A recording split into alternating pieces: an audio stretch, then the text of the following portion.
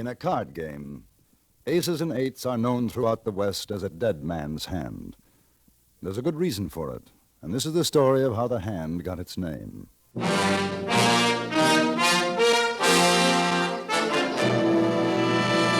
Frontier Gentlemen.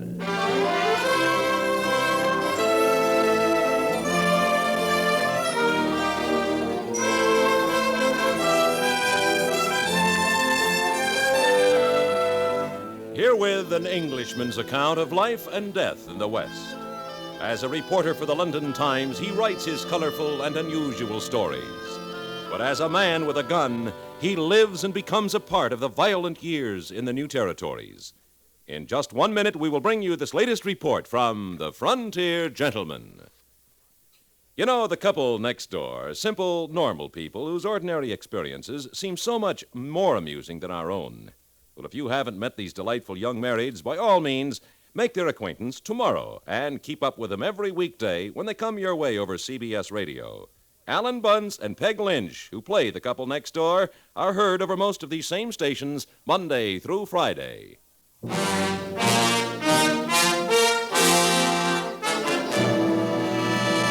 Now, starring John Daner, this is the story of J.B. Kendall, Frontier Gentlemen.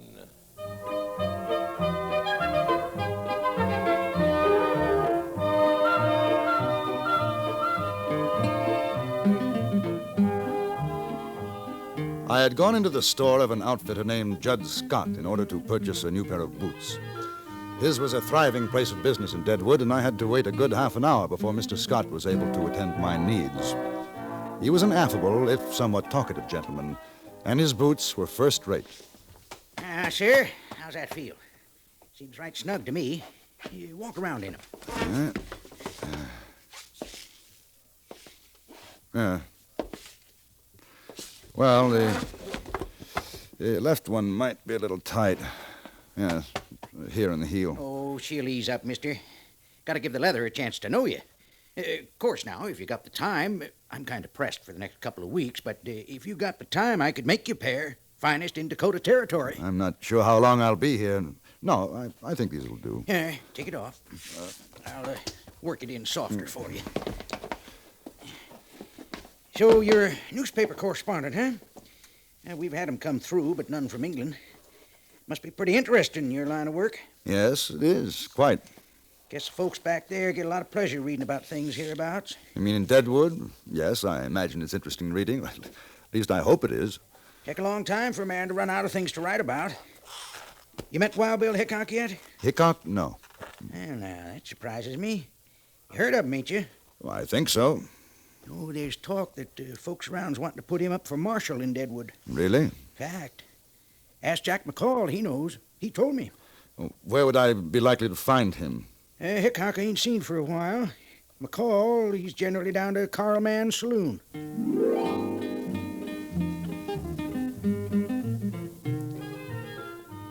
I bought the boots and then walked down the street to Carl Mann's Saloon.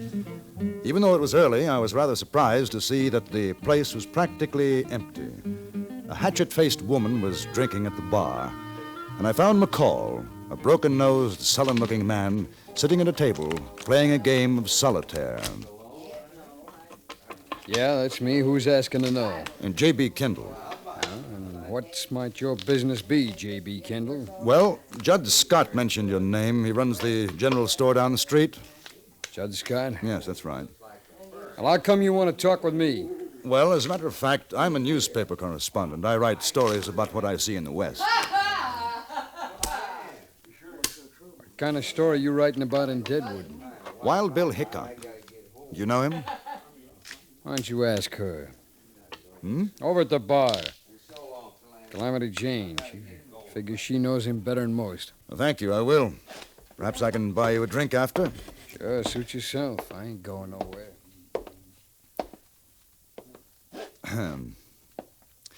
Miss Jane?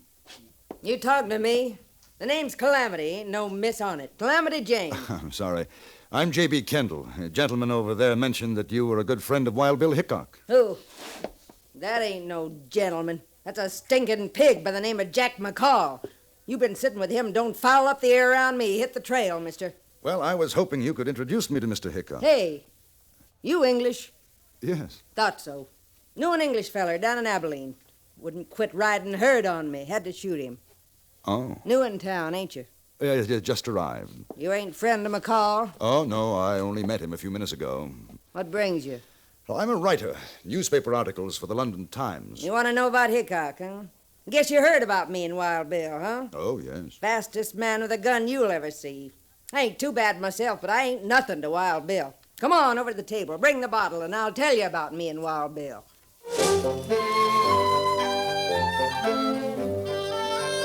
Calamity Jane was a strange, almost masculine-looking woman, hard and rough-voiced. She told me of her exploits as a scout with General Crook's army in the war against the Sioux. But most of the time, she spoke of Hickok. About a half an hour had passed when I noticed Jack McCall get up from his table and come toward us. Yes, sir. What Wild Bill done in Abilene, there ain't another man could have handled. Mister, I thought she was going to buy me a drink. Oh, not just now, Mr. McCall. I'm talking to the lady. But I see it's mostly listening. Ain't nobody gets to talk much around her. McCall! You want me to put your eyeballs out with this bottle? You open that barn door of yours just once more.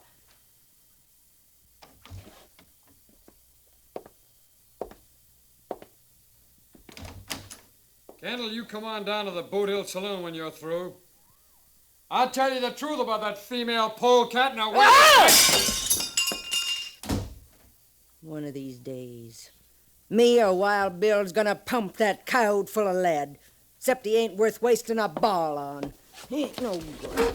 His pals is worse. You ever run into Tim Brady or Johnny Varnes? You watch your step, mister. Them's two of the boys, along with McCall, that Wild Bill's gonna run out of this town when he gets to be marshal. Where's Wild Bill now? Up in the hills, working his claim. Him and his partner, Colorado Charlie. They ought to be back by tomorrow. He'd like to meet you, mister. Wild Bill always had a liking for you newspaper fellas.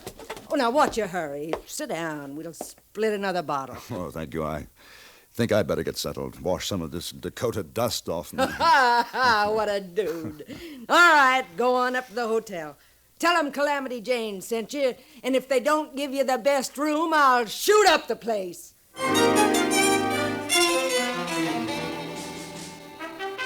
The recommendation was most effective. I got the best room in the hotel. 2 hours later, in spite of Calamity Jane's warning, I wandered down to the Boot Hill Saloon. I was curious about McCall and what he might have to say about Calamity and Wild Bill Hickok. I found him there, very drunk. He was talking to a heavy-set man who was chewing on an unlit cigar. McCall greeted me as an old friend. What do you say, Kendall? You had enough of that female one back, huh? Tim? Tim, this is the fellow I was telling you about. Kendall's his name. Yeah, Mr. Kendall. How are you? Tim Brady. Mr. Brady, I owe Mr. McCall a drink. I came down to settle my debt. That's real fine of you, Kendall. Tim Kendall's gone to Deadwood to write a story about Wild Bill Hickok, the new marshal of Deadwood. You go get yourself a drink, McCall. Sure, Tim. The new marshal of Deadwood. Please take a chair, Kendall. I wouldn't pay no heed to what McCall says. Not when he gets too much whiskey in him. Did he say something? About Hickok being marshal. Don't you believe it? The fellers around here, they don't want his kind. You go writing in your paper about a thing like that, you're going to have to turn right around and write it ain't true. And he's not going to get the job? Well, now, I'll tell you. He does a lot of ear greasing, well, like that probate mare, Calamity Jane. But all the things you hear are just a lot of brag. Hickok never plugged a man unless the feller's back was turned. Now, I was down in Abilene when he dragged out Phil Cole. Was the worst thing you ever seen, shot him in the back. And by mistake, he goes and kills his own pal, Mike Williams. No, sir, Deadwood ain't going to put up a man like that for marshal. You think so? I don't know. I suppose it depends on how many want him. There you are. Well, there's a lot of them miners up in the hills. They're the ones, they figure he's a real big man. They heard all them crazy stories about him. You want to know what I think? I'd be very interested. Well, now, I don't think he lasts 2 minutes as a marshal before somebody shot the daylights out of him. Yes, sir. Best thing for Hickok to do is to get out of Deadwood and to stay out. And you see him, you tell him that.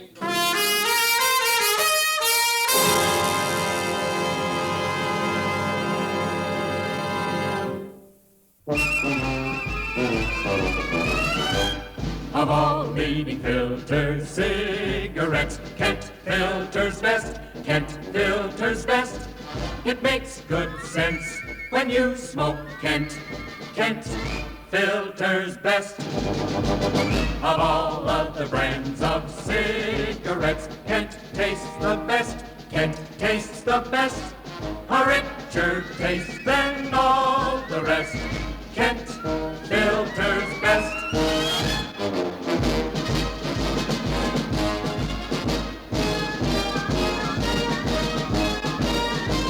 It makes good sense when you smoke Kent. Of all leading filter cigarettes, Kent filters best.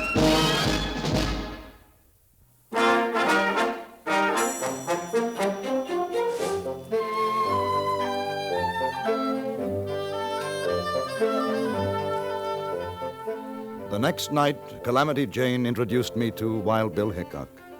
He looked older, more tired than I had imagined him. As we sat in his room, I noticed that he blinked his eyes, rubbed them, and seemed quite nervous, constantly glanced toward the door. Calamity had gone out to buy some food. Me and Colorado Charlie, we had a rough week up in the hills. Kind of feels good to get back. You ever done any mining, Kendall? Oh, very little. Well, the best way is to get somebody else to do the work for you. Well, what do you think of Deadwood? Not much like London, I'll bet. No, it isn't. Yeah. Do a little cleaning up like I did in Hayes City, Abilene. We'll have a right nice little town. When do you expect to begin as marshal? Any day now. Boys are getting things moving. I saw a man yesterday, Tim Brady. Brady? He asked me to give you a message. Best thing for Hickok to do is to get out of Deadwood and stay out. That's what he said, huh? Yeah. You know why? They're afraid of me. They know what's going to happen after I get sworn in. I run them out. If they don't run, we have a showdown. Brady and his pal Varnes. They ain't got stomach for that. I gather they're the somewhat unsavory element in Deadwood. Mister, you ain't just milking pigeons. Them miners up in those hills, they'd be dead ducks for Brady and his gang, wasn't for me.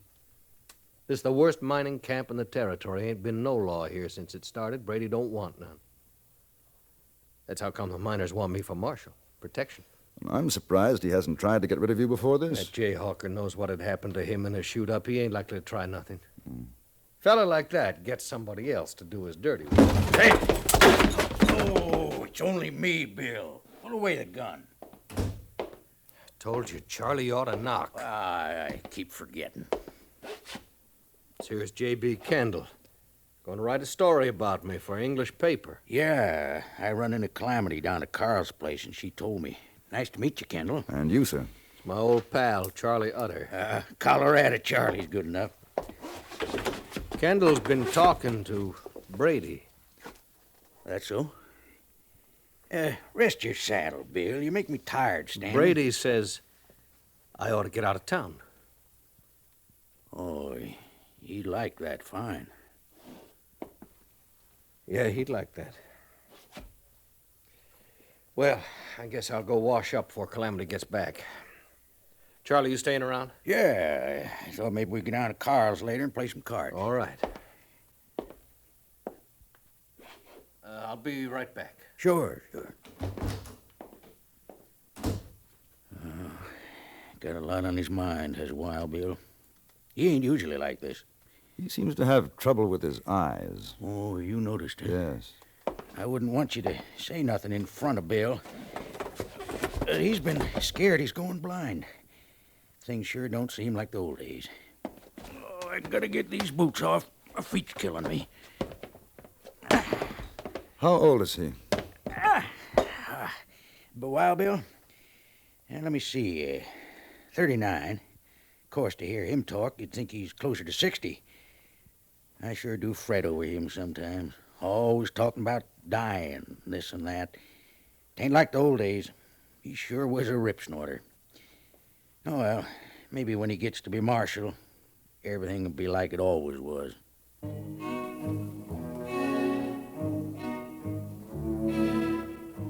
Calamity Jane came in with the food, and behind her, Bill Hickok. It was a strange supper.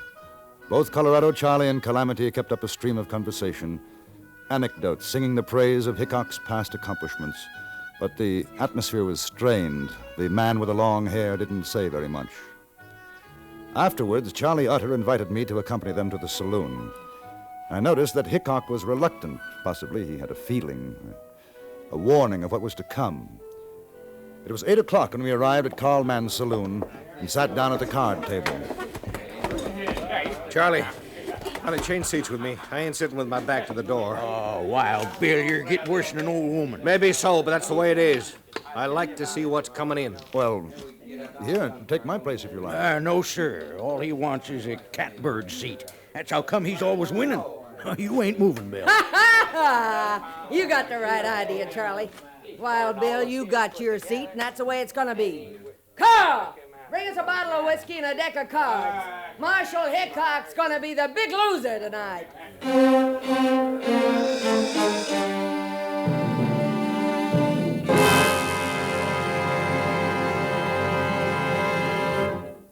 Who's the man with the genial good humor, fairly twinkling away behind the outsized eyeglasses? Robert Q, that's who.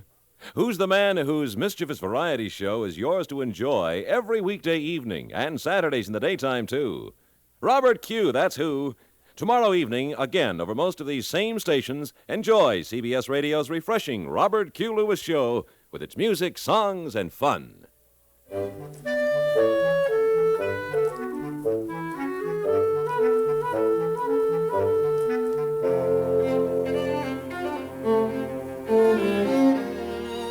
It was a friendly game, and we could see Hickok beginning to relax.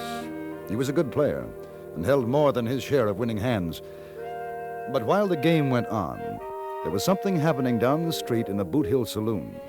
We didn't know it then, but after it was too late, we heard what had taken place. 3 men sat in a back room, one of them drinking heavily. This was Jack McCall. The other 2 were Tim Brady and Johnny Varnes, the leaders of the Toughs in Deadwood. I'm telling you, Jack, you'll be a big man. Why, sure. They'll look at you when you walk down the street. You know, they'll say, there goes Jack McCall. Yeah, sure. Why, he killed Wild Bill Hickok. Now, you hear what Johnny says? Yeah. Give me another drink, boy, huh? Why, sure. You know- Here, here's my drink. He's in Carl's place right now. You could get him easy. Might not be so easy. Oh, Jack, you ain't afraid, are you? Ah, I ain't Are afraid. you sure? I ain't afraid, but it just won't be so easy, that's all. Of course, we could get somebody else to do it. We just figured, Now, Tim listen. and me. No, we figured that you was a I man ain't for the saying I job. won't do it, see? Now, Johnny, let me tell you, you know what we could do? What? We could maybe get that there newspaper fella. You know, Kendall. Well, he could write something about Jack in his paper. Sure. How'd you like that, Jack? In an English paper, it says there, Jack McCall shoots down Wild Bill Hickok. Why, you could go on the stage and make a lot of money over that. Sure. He's right down the street, Jack. I seen him myself. And you know what? He's sitting with his back to the door. Well, now, you listen to me. How come if you was there, you didn't plug him yourself? Oh, Johnny, it ain't no use. He don't understand. No, all right, no, forget it. no. Forget it, Jack. Now, look. Go on, get out of here. I'm just forget all asking him, about it. that's all. Just tell me, huh? How come? Because Calamity Jane and Colorado Charlie's with him. If they seen me, they'd know something was wrong. That's right. But not you, Jack. They wouldn't figure you drawing on Hickok. Yeah. That makes sense. Sure well, that's does. all I want to know. I just want to know is why, that's all. Well, Jack, what do you say? Well, sure. Sure, why not? Sure. All right, give him a gun, Johnny. And don't you miss, boy, you hear?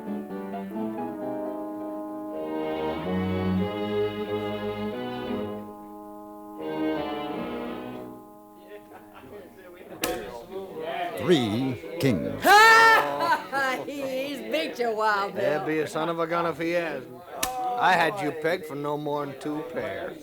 Kendall ain't the best player I seen, but he's sure a lucky one. All right, feel him out, Calamity. Yeah, all right. You know, I knew a feller once down in Hayes City. He drew 2 cards to a royal. Luckiest thing I ever seen. Well, that's a loco thing for a man to do. Sure it was. He took one look at his hand, he keeled over, plumb dead. You know, I had a hand something like that. I won a Chinese girl with it a few months ago in Deer Lodge. Chinese? No kidding. What'd you do with her? Oh, I gave her to a man I knew. He married her. Yeah. I'll open for $1. Wait. Staying. Staying. Me too.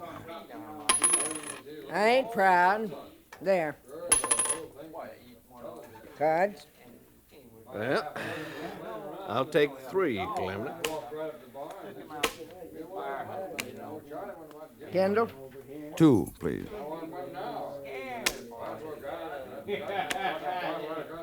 Oh, give me 1. Now, there's a man's gonna drop dead if he pulls it right. How about you, Charlie? Oh, let me see. 2. Dealer takes 3. There's an honest woman. That's one thing I ain't nor never hope to be. You're a bet, Wild Bill. All right, friends. I tell you, I'll make this just a little rough on you. $2. All right. I call. Not me. I ain't dropping dead, neither. But I'll see you. I'm a sucker. All right. What have you got, Wild Bill? The prettiest 2 pair you ever seen. Aces and 8s. Wild Bill Hickok slumped forward on the table. He still had the winning smile on his face, and the cards crumpled in his tightening fist.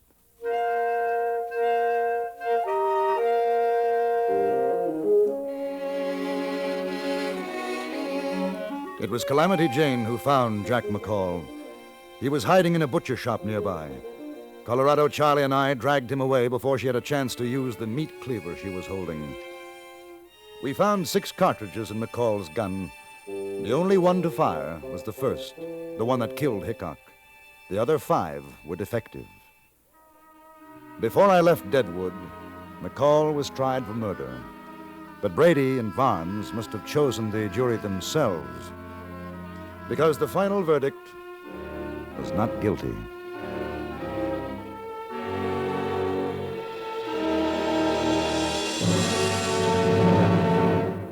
Frontier Gentleman was written, produced, and directed by Anthony Ellis and stars John Daner as J.B. Kendall. Featured in the cast were Lawrence Dobkin, Virginia Gregg, Jack Moyles, Jack Crucian, Stacey Harris, and Vic Perrin.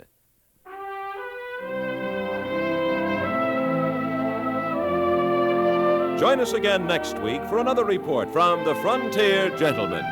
Bud Sewell speaking.